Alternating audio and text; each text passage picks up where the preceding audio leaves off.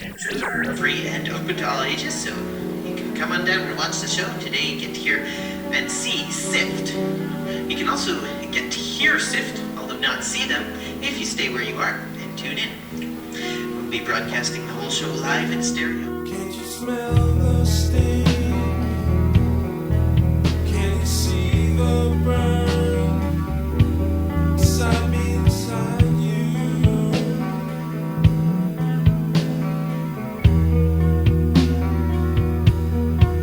Run away to your home. No one is here but me. Run away from my home. No one is here but me.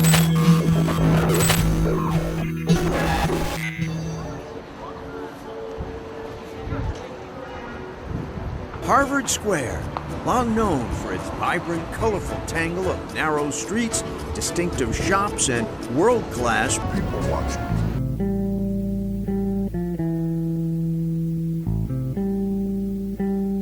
Well, I used to go to Harvard Square every day. Harvard Square is where Harvard University is, and it was a few blocks from my high school. It was a cool place to hang out, and it attracted a lot of diverse people went there. I think it was just a real central meeting place for a lot of folks at that time. You got all different kinds of folks coming and going. You had like the punk rock people, you had the heavy metal kids, you had the kids that were getting into hip hop, and Bohemians and the skate rats and the punks and the homeboys. You had the sport people and the preppy people. Muggers, lovers, and thieves, you know. College students, Harvard Square, Harvard University's right there, right across the street, so you had all the college kids. I think it was just a real central meeting place for a lot of folks at that time. If you were looking for something, you could find it around Harvard Square. In the summer of my time, recline in attraction. Music was the driving factor that made me want to get out, because where I grew up, everybody listened to music, but nobody was active in it. And so I was driven to find like-minded people, and it was Cambridge, Harvard Square area where I found those people originally. And so he was one of the few kids that was into that like hard rock, heavy metal. I don't remember what I didn't find Harvard Square on my own. Somebody introduced me, and I can't remember who that was, to be honest. I had a lot of friends. I went to these schools in Boston, and it was like 1,000 people at the school with 4 people that were into metal. So the 4 of us into metal ended up hanging out together. I'm Stephen McCall, and my connection to Sift is having known Kurt since he was 18 years old. I was 17, he was 18 when we met. So we were both either just out of high school or just getting out of high school. And we were both involved in music in some way, but, you know, mostly just playing with, you know, some people that we could find to jam with, you know, trying to form bands and stuff like that. When we needed a new bass player in the band that I was currently in at the time, you know, he recommended Kurt, and Kurt came out from Dorchester to, you know, to practice and to try out for the bands that we were forming. And that's pretty much the genesis of all of it. You know, ever since then, we just stayed really, really close friends. He played a couple gigs with us, not a lot. I think he only played about 2 or 3 gigs with us. And then he went off and, you know, started doing, you know, all these other projects. However, I ended up there, I met a group of friends, and one of the people in that group was a guy called Kimmin. And we were just kind of hit it off, started hanging out a lot and doing things. And Where we hung out, and I just bumped into him, and he, you know, cutting school, or you get a bunch of study halls and you just walk away and don't need them, and hang out and talking about music. And he wanted to play music. He got into playing guitar. Again, I was playing bass. And we just started kind of jamming out on heavy metal riffs and things like that at the beginning. He was kind of self-taught, and I was self-taught. And being influenced by the bands that I was listening to and thinking, I don't want to do something like these other bands. I want to do something different and off the beaten path and unique. And I met some friends that wanted to do the same thing. and it just clicked. It clicked really well.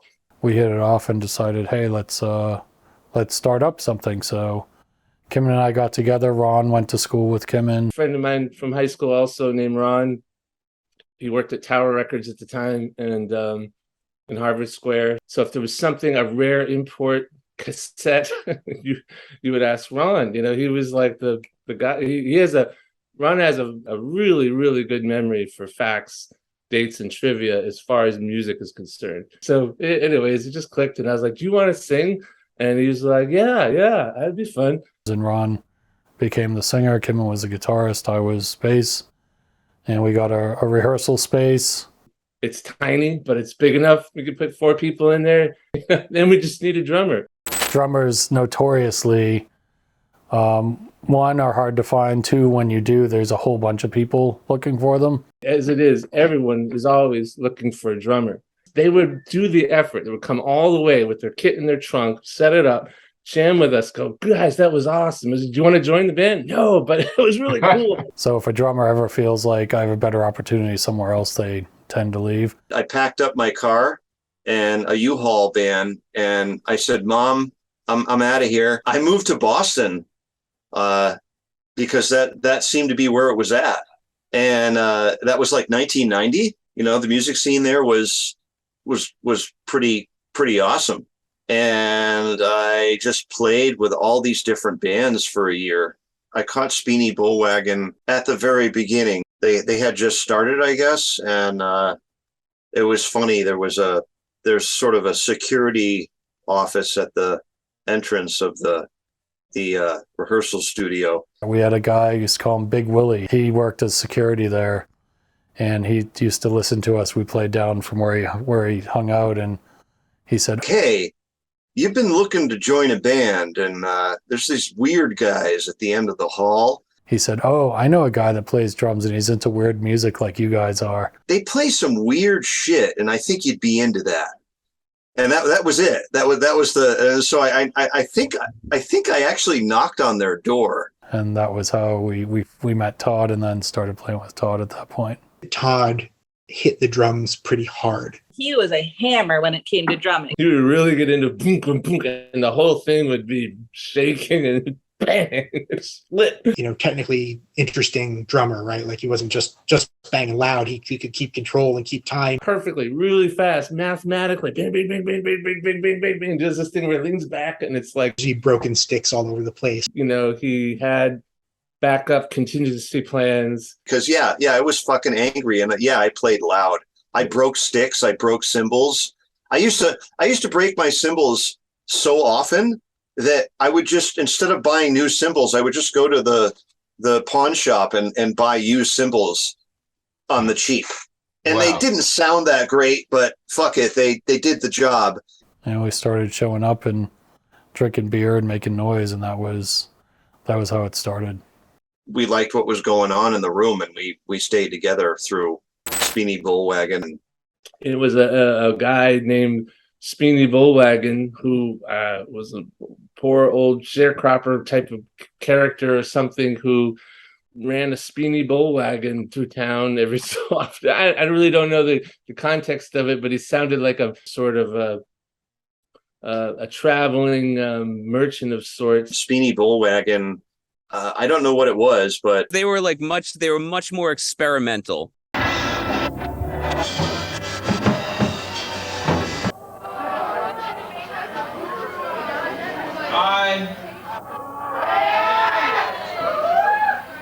We're Speedy Bullwagon from Massachusetts. Thank you for watching us, listening, and other things.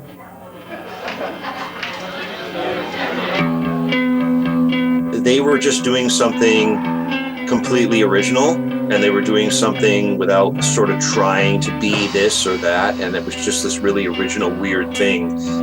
They took what they were doing way more serious. It was really unique. It was one of a kind. It hadn't, in my opinion, really been done before. there was a budding trend of alternative music that was coming out. It was even before it was called alternative rock. It was just called alternative. It was like one word.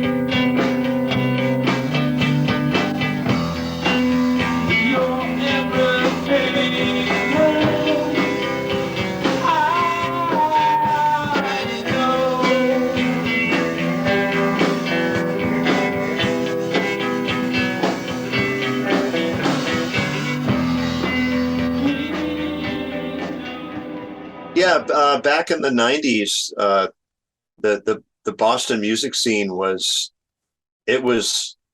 like they say, like the song Dirty Water. Yeah, and I think there were established places that were really kind of scummy but great. Like there was a place called the Rathskeller in Boston, which was like this basement. It smelled horrible when you went there. Like it was a dirty, like messy, rough, like dog-eat-dog like scene, like dirty bars and gritty, grimy clubs that have, you know, slimy seats and sticky tables.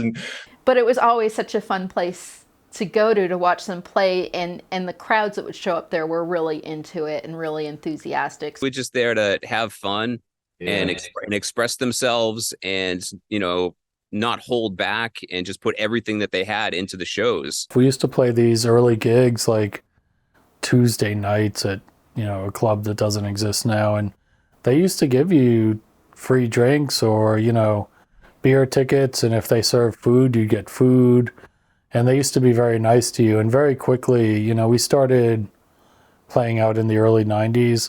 By the mid 90s, you know, there was no food anymore, but you get some drink tickets, a few drink tickets here and there. And then by the late 90s, a lot of clubs around Boston rock clubs started shutting down or converting to like DJ clubs. I also had like stage fright issues, which I didn't even know about till I was on stage. When we played Middle East and TT's, I was a little more nervous, and I've always had to look at my hands when I play. I can't just like, I'm not a rock star. I don't shake I had long hair at the time. I didn't shake it around and jump all over the stage. I just looked down with my mouth open, trying to figure out what the hell I'm doing. We saw playing live and recording as really the marketing aspect. And that was the easier marketing aspect for us, was like, we can write songs and record and give you the music. It was basically an outlet. It was basically like therapy for all of us. We would just go into the studio, this rehearsal studio with our gear, and we would just start playing.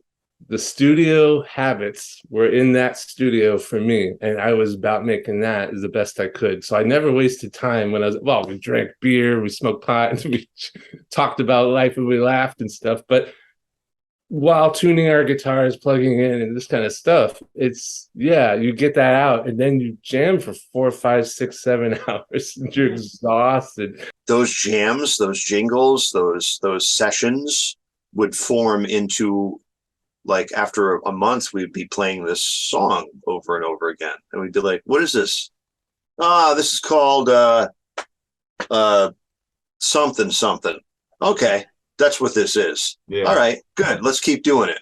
You know what? This is good. Let's record this one. We started getting to a point where we actually had, you know, a full list of songs. I think some of the first demos were on 4 tracks. We didn't actually sit down and figure stuff out. It just happened. It was the best time of my life. I have no regrets. I couldn't have been doing anything more fulfilling at that time, being who I was and who I was with. And we just made the most of it.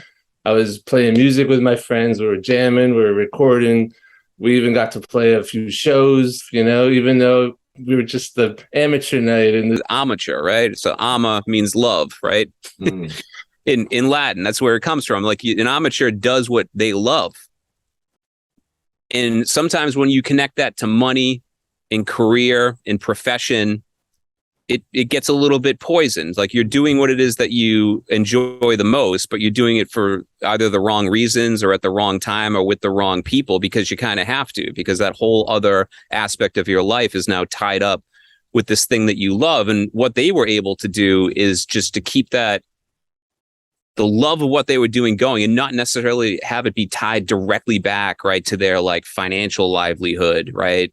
Or their personal relationships with a whole bunch of other people, or obligations to tour and to do all these different things. They did the music in the way that they felt like they needed to, and the way that they wanted to, without having to be disturbed, right, by all these other like outside influences. And I felt like I got to click those boxes off and fill the bucket or whatever, and I had the best time ever, and then every minute of it was awesome. Yeah.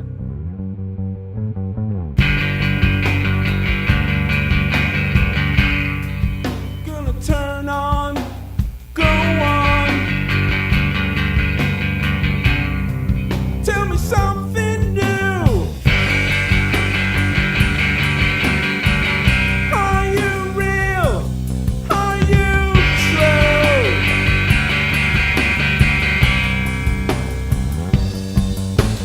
Go! This time! Go!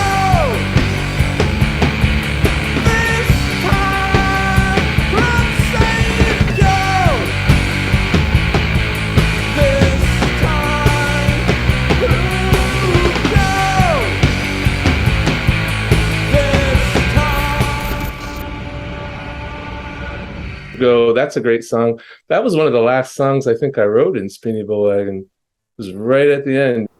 From the conception, this was always a group where it was just creative people coming together and finding some middle ground.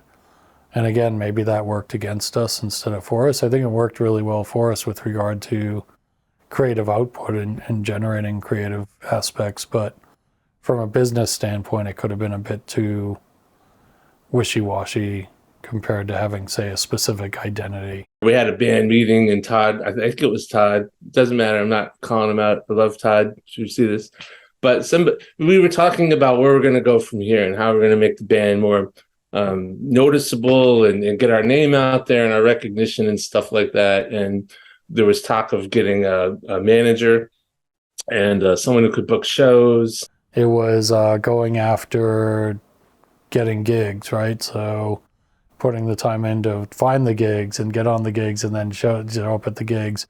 It was really just taking that next step out of the rehearsal space and pushing to do something that was a bit, I don't know, bigger maybe is the right word. The realism has to come in at some point, you know, especially, God, we all woke up in our early 20s and said, okay, what's going on? You know, I'm not saying it happened to me earlier. It just, what made it sort of more noticeable to me earlier was this idea of taking this to the next level. And I was just like, but this level's so good. It's doing all the right things. It's clicking all the boxes. Like, did you really want to make money doing this and get more people listening to your music? And everyone's like, yes. And I was like, okay, I got confused. I just doing this for fun. Like, and I was just doing it for fun, but I was serious. I was committed, showing up all the time. It was really more about, can we just make enough money doing this so that maybe someday we would get to the point where this could be our job. And yeah, I mean, there was the dreams of, you know, rock star or whatever, and that probably looked different for each one of us individually. But the big challenge was, as I said, we didn't know what that actually meant. We gave our best effort again at how do we do promotion. We had to learn everything. I think we would have been more successful if we understood how things actually worked from a business and entertainment standpoint. I mean, so many musicians, I would watch interviews with them and they were like, you need to take a class in music business, you know, in order to do this business. Like, the nuts and bolts, the nitty gritty, where they're taking your money, how they're taking your money, why they're taking your money, why they feel like they need to take your money, and then try and not get them to take your money. And that is a game that I just didn't have the head for. But just the idea of taking it to that level, it wasn't even the business that threw me off. It was just the commitment to that unfamiliar ground. Like, this is my sanctuary. These are my divey clubs. These are my rough scrod friends, you know, and I'm comfortable here forever, right? And then where you're asking me to go is somewhere that's, I'm not saying lofty, but, you know, it feels lofty to me, you know, to be in a band touring anywhere and to have a manager and to have someone who's booking your shows professionally. Now, if it's a friend and they're doing it for a case of beer, yeah, that's how we are. That's how we always were. Yeah. I just realized I'm out, guys. I love you so much. More power to you. I'll do anything I can. Do you want my old guitar? Do you want my chords? Do you want my pedals? I think I might just take a break and, you know, rethink a few things, because it wasn't cold feet. I just realized I wasn't taking that aspect 100% seriously. In my mind, Speedy Bullwagon was that very specific collection of people.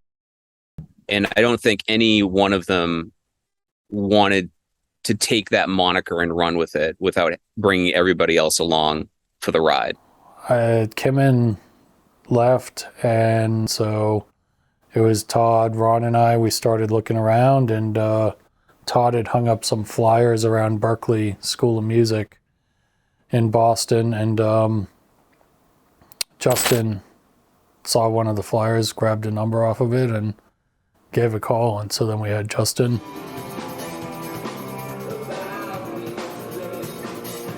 And we remained Speedy Bullwagon all the way till about 1997. Justin was definitely the one. Super fun guy, awesome musician, and just a great friend. He was incredibly hardworking. Like he never rested. If he got 3 hours of sleep a night, that was a lot of sleep. Just never stopped. He had a job. He worked at his job a whole lot, but any moment that wasn't at his job, he was writing music, or he was playing guitar, or he was creating. So creative. He was a terrific guitar player, and he had this amazing ear. Very well educated in music and music theory, and he was a perfectionist. Justin learned like most of the Speedy Bullwagon sets that I played in guitar when he took over from my position, and he was amazing. He was absolutely amazing, and he was so nice, and he was such a genuine, I don't want to say fan, but he genuinely liked the stuff I was coming up with, and I hear that a lot, and you're like, yeah, sure you do. No, but I kind of believed it because he just talked about it in a way that you could see it got into his brain, and he was piecing it together, and he was telling me that back. So I was like, wow, he's actually done more thinking about the songs that I wrote than I did. I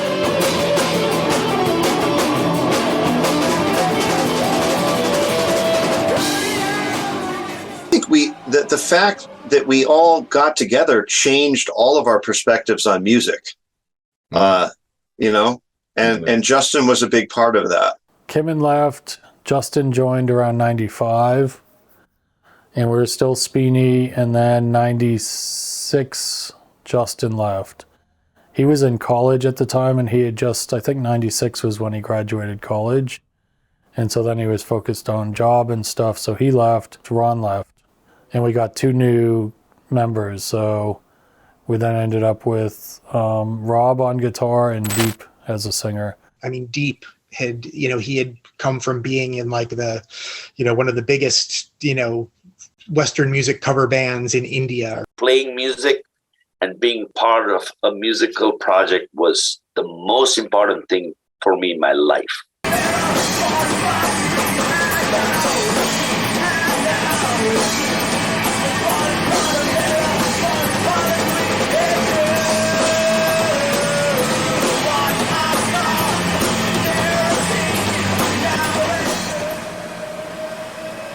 My name is Deep Chinapa, and I was with the band from 1996 to 99. And at that point, we had 2 new members, and neither of them liked the name Speedy Bullwagon.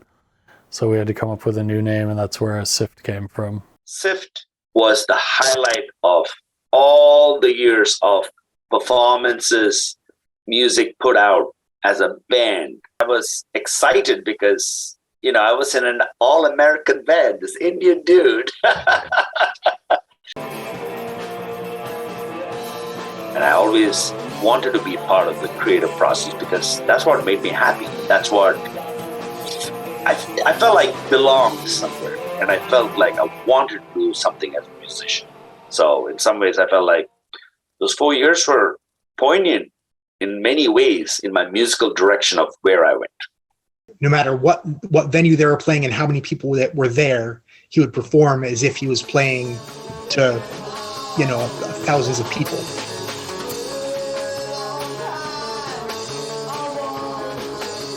One thing I do know is we work really well as a team. Todd, the drummer, Kurt, and I, in many ways, we were always on the same page. We had transition of guitar players who went in and out. Rob ended up quitting the band, and I don't know if he felt pressure or something, but we were in the middle of recording the album Yellow that we did. And so we still had guitar tracks that had to be done when Rob quit. And so Justin, we asked him, can you come and, you know, finish these tracks for us? And he said he would, but he wanted to work on a song so that there was something that we worked on with him on the album. So the title track, Yellow, actually, I wrote with Justin. Yellow was a brilliant song which Kurt had written, and I came up with the melody line for that. So I would say that's a fantastic song.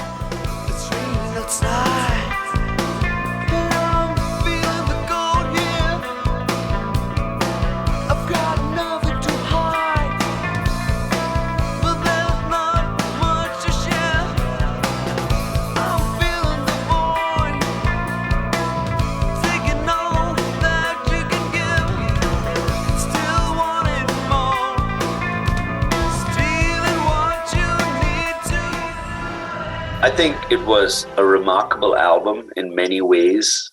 We had an article written about us in the Middle Eastern News in Dubai by a British journalist. They reviewed Yellow.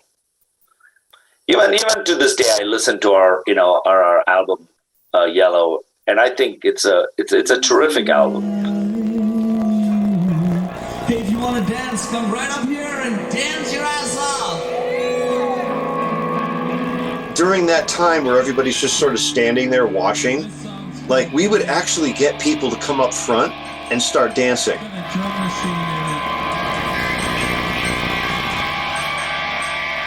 And at CBGB's, like, there was this one song, I don't remember which song it was.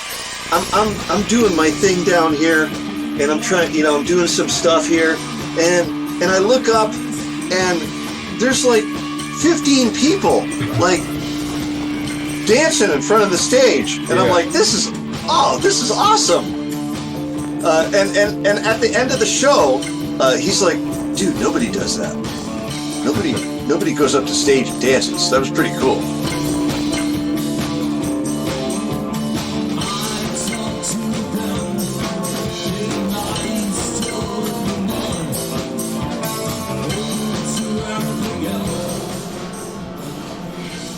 Playing at CBGB's in New York City, which was a legendary punk rock club.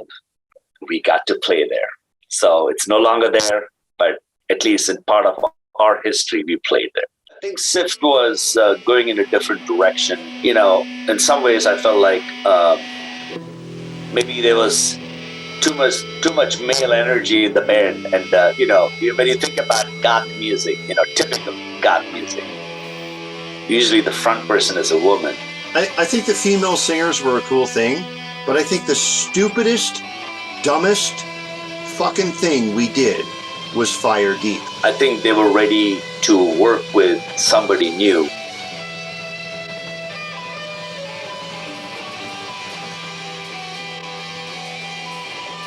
Gajiva was her stage name.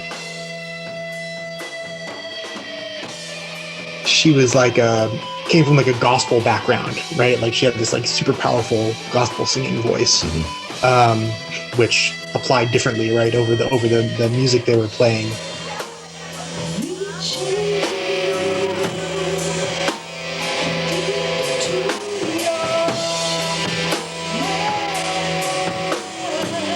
She was definitely also a performer, right? Like she sort of emoted on stage and really put on a show. And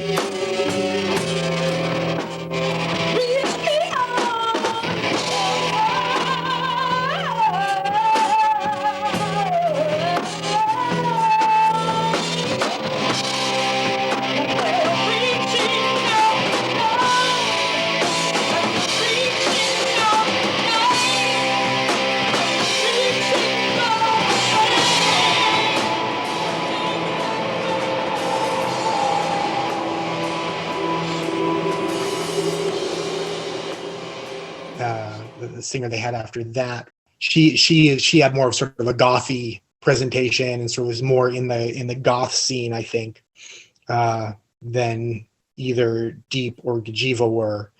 And since, you know, their music was definitely sort of leaned towards that, they sort of were more in that scene then through her, I think.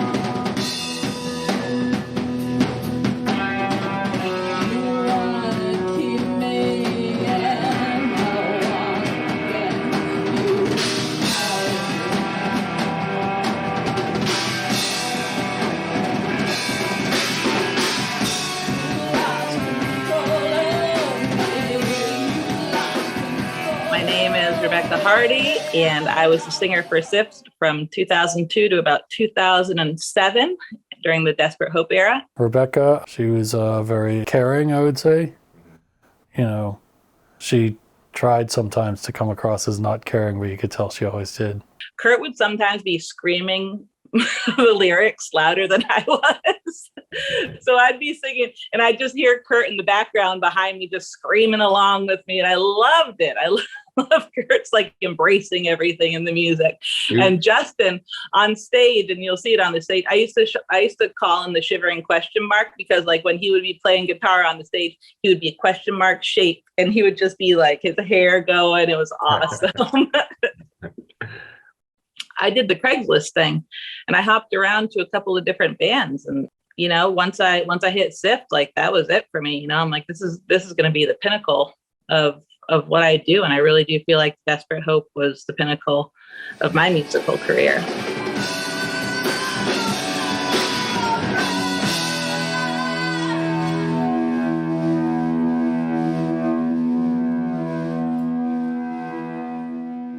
We sort of, I guess we didn't really break up. We just sort of like disbanded. At that time, you know, we'd sort of all faded out. When that kind of, everybody kind of went their different ways, there was no acrimony, but it was just really sad in a way, you know? It happened, but it really broke my heart. And I was really depressed for a while because I didn't have that in my life. I couldn't actually listen to any of the songs that we wrote because it hurt to listen to the songs. I really wanted to. I really missed being a part of the band and having that creative outlet. We just sort of were all doing our own things at the time. Todd had moved. And then Todd moved to Japan. It was just life. Like my electrical career, I was an electrician. My business was picking up. Life just brings you just takes you to some other place, and the band just sort of like went away. I think what's important is to remember in the evolution of the music. I think that Justin and Kurt more so just were very sort of in the same zone, you know, and they could just create stuff together that just kept coming out. Justin was still writing music like crazy. Kurt was still writing music like crazy. And it was really, the two of them have always been the really like pushers and pushers and pushers.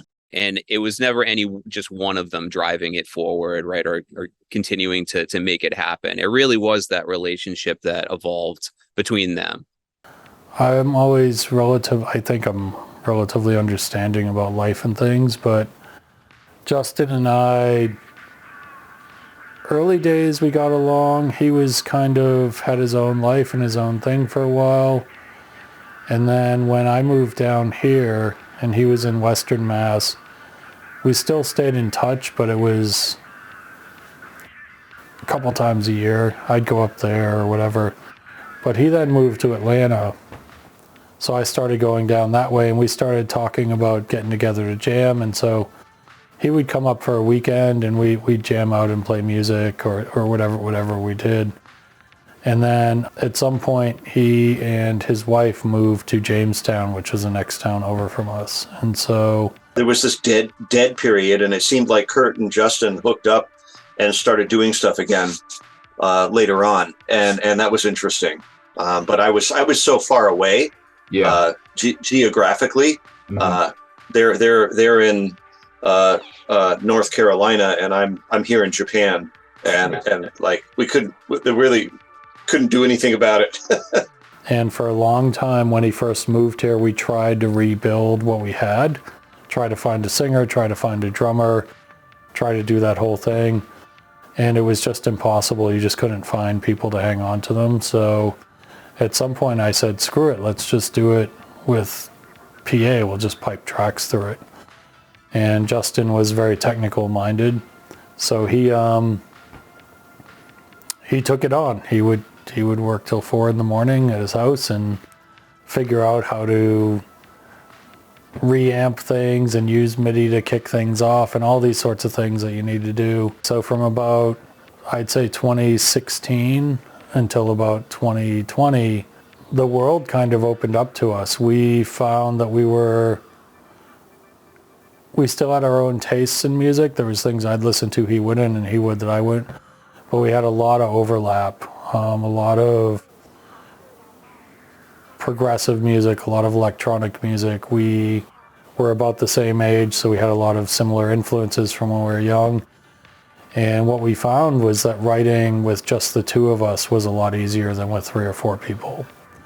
And we could focus on the things that we were doing. And so it became really cool. I would just sit up and work on a piece and then send it over to him, and he'd then work on it. Then we go back and forth, and then we'd sort of solve that riddle. And he would do the same. He would start a piece and I would work on it, and then we go back and forth and do that. So that experience really allowed us to figure out not just the sound we wanted, but who we were as a writing team and what we wanted to achieve. We put out an album, I think 2017, called We Fear Wolves. And that is out there, it's done. And I've been working on the tracks that I had before Justin.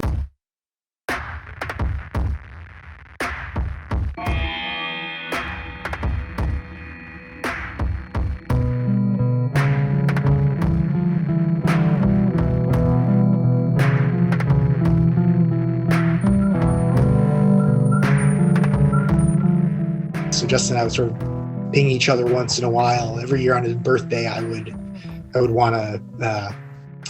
I would tell myself I need to call Justin this year. His birthday was October 2nd. You know, every year, October 3rd, I'd be like, oh shit, I forgot to call Justin again. And he hated birthdays. So like he wouldn't have cared less. So I called him on his birthday. For me, it was just a reminder, like, we should talk. And we had talked the year before, just Facebook messaging, like, for the first time. He wasn't on Facebook a ton, but we had chatted a bunch when he and Kurt were sort of first starting working on, you know, what would become their last record, I think, or maybe they were finishing it.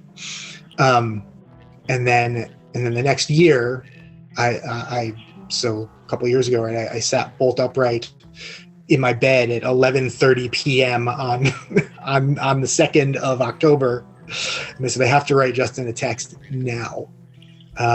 And I did. I was like, hey, what's going on? And 4 days later, he wrote back to tell me that he had his cancer diagnosis, and a month and 2 days later, he was dead.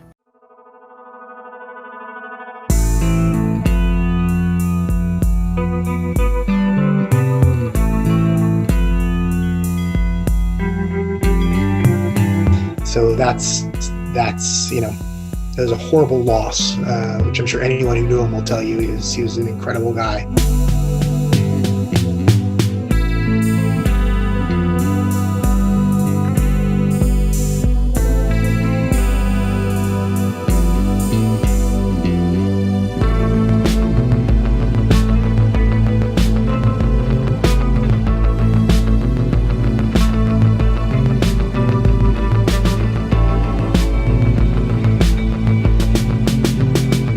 We're all really lucky that Justin chose us to be in his life.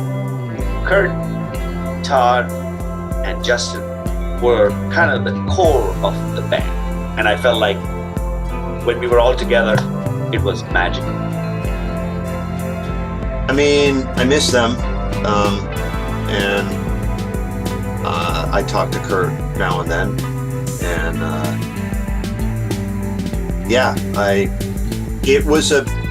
it's weird. It was this huge part of my life, and I miss it, but it's not part of my life anymore, and I'm doing other stuff.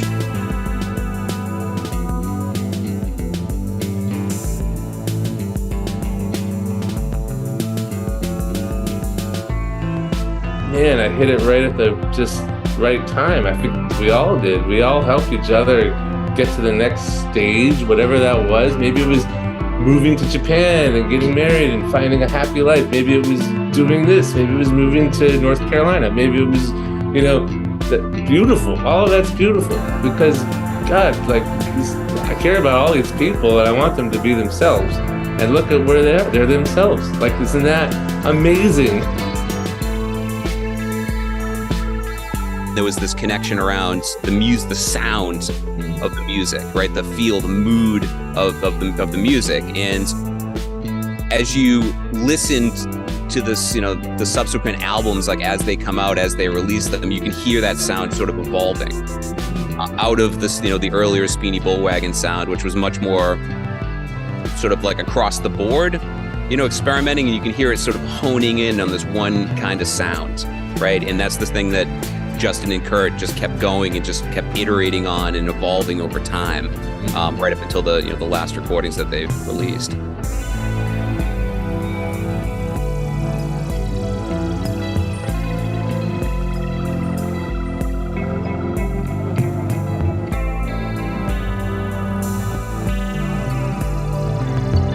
He was very charismatic, very charming, very sweet, and we really miss him a lot. I think for Kurt, of course, he's missing his partner in music.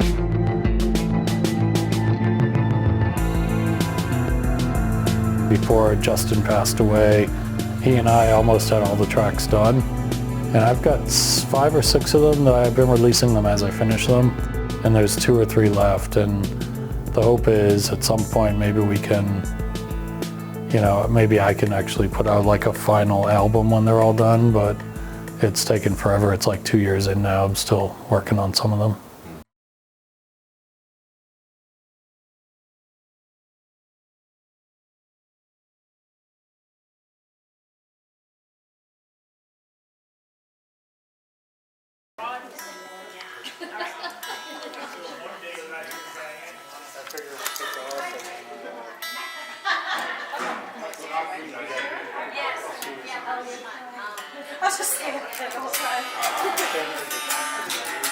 Yeah, so you're smart. That makes a lot of sense. Well, Les Paul is very difficult to keep in tune, just by the nature of its design. Is that your fave? It is my favorite. You can't hang on to yourself. You don't have to try not to hang on to yourself. It can't be done, and that is salvation. The most important thing for anyone to realize is that you and every person you see will soon be dead.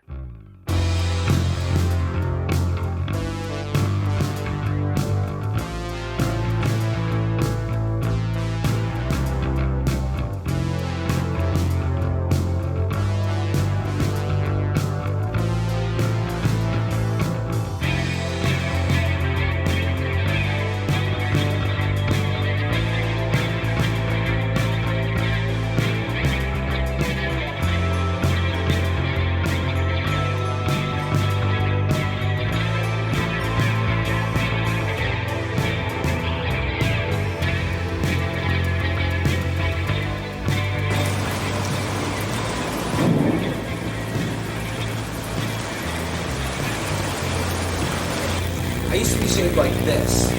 I used to be like underweight, like kids would pick on me and shit in like junior high school because I was so scrawny. But then like I discovered Taco Bell, and then like everything changed. For 2 years, like all I ever fucking ate was Taco Bell. Like fucking Taco Bell for lunch, Taco Bell for dinner. Maybe you might mix it up sometimes and go hit KFC or Mickey D's or BK Lounge. But you know, you gotta keep it going. And I gained 25 pounds. That was sad. What was really nice is that when I play guitar, I play a Les Paul, so like it has that little dip in the body right here. And the way I wear it, it just my head just sort of rests right on my guitar. It's so comfortable. It's like a resting live. You gotta fucking. I gotta take it out. You gotta take it out, man. You gotta rest that. You gotta rest that fucking Les Paul right there, and that is the selling point for Les Paul. That is don't be the fucking selling point. I'm gonna end up with a Les Paul ad someday. Yeah, ad someday. They're gonna fucking put me in Guitar Player magazine with a fucking Les Paul right here. Buy this with this. That's a man's. That's a man's gun. That's a man's gun. That's a man's guitar. They go so well together. That's what I'm saying. Do you have a gut like that? It's the. He don't. I think it's the good one. Like he don't got no gut. Deep is all sexy and svelte and stuff. No, dude. How do you do that? I'm going to let you like suck out your breath. You get your breath sucked, and that's why you look so thin. Like let out your breath. I'm good. Well, I just have a weird flat gut. I'm 30 years old. All right, enough. You're invading my privacy.